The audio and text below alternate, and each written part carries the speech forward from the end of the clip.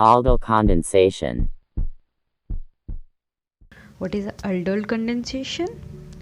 When aldehyde or ketone containing alpha hydrogen reacts with each other in the presence of a base like NaOH, then a product is obtained which contains both the functional group of aldehyde and alcohol.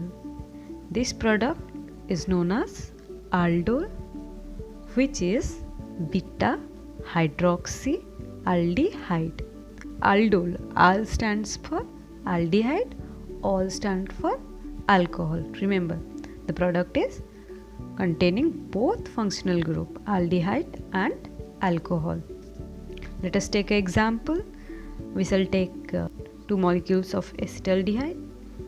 In the presence of aqueous NaOH, it gives beta hydroxyaldehyde CH3 CH2 CHO COH. This is aldol reaction. As it is given aldol condensation, we know condensation means removal of a small molecule to give the product. Here water is the smallest molecule that is usually removed from any condensation process.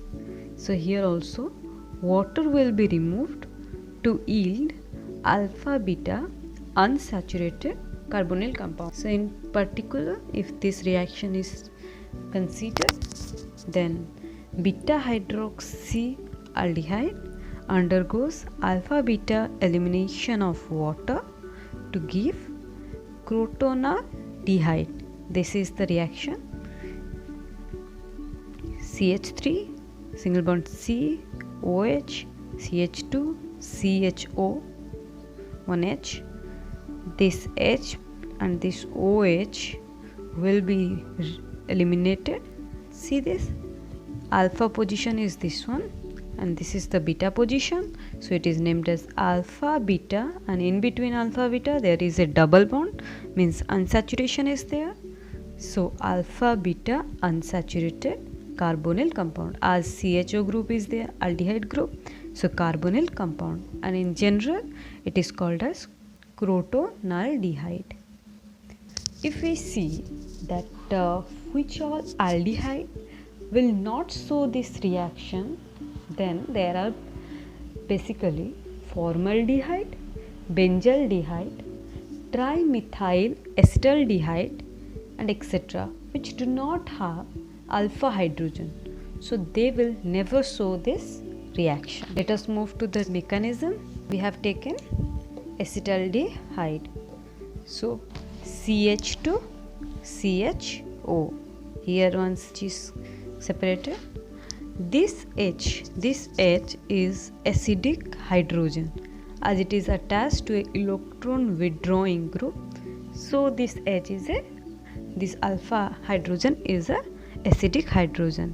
So in the presence of base, that is OH minus, will attack to this acidic hydrogen, so it will lose its electron and eliminate it as water, leaving behind the nucleophile, that is CH2 minus single bond CHO. This nucleophile is known as enolate ion. And the second step, what will happen to this nucleophile? Another molecule of carbonyl compound that we have taken. We have taken 2 molecules of carbonyl compound. One carbonyl compound is utilized in forming the nucleophile. Now this nucleophile will attack to another carbonyl compound, and we know that usually in carbonyl compound nucleophilic addition is seen. This carbon is highly electrophile, oxygen is more electronegative. This will attract this electrons itself, so carbonyl carbon will have a partial positive charge which will act as a electrophile. So this nucleophile will attach carbonyl carbon. So in this carbonyl nucleophile will attack to this carbonyl carbon, then it will be CH3 single bond C single bond CH2 CHO single bond O minus. Then further H will come from water and attack this O minus, and it will form beta hydroxyaldehyde, that is CH3, COH, to that C, CH2, CHO will be attached. This is aldol reaction. For aldol condensation, what will happen? This OH and this H will be eliminated as water to give alpha beta unsaturated carbonyl compound. Product will be at the end, that is alpha beta unsaturated compound it will yield. If you see the role of alpha hydrogen, what is the role of alpha hydrogen? Why it is must that for aldol condensation, the aldehyde or ketone that is used must have alpha hydrogen. Then this alpha hydrogen helps to produce nucleophile. This alpha hydrogen helps to produce the nucleophile, and this nucleophile is resonance stabilized. So see the reactivity of which will show more reactivity towards aldol condensation, whether it is aldehyde or ketone. Then remember, aldehyde will be more reactive to aldol condensation than ketone. Reasons?